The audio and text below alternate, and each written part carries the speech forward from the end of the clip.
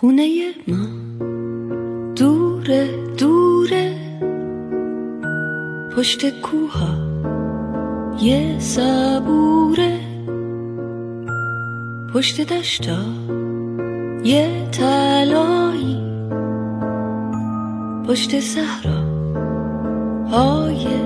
خالی. خونه ماست اون بره آب،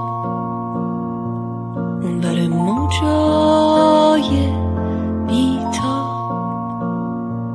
پشت جنگلای صرفه، توی رویاست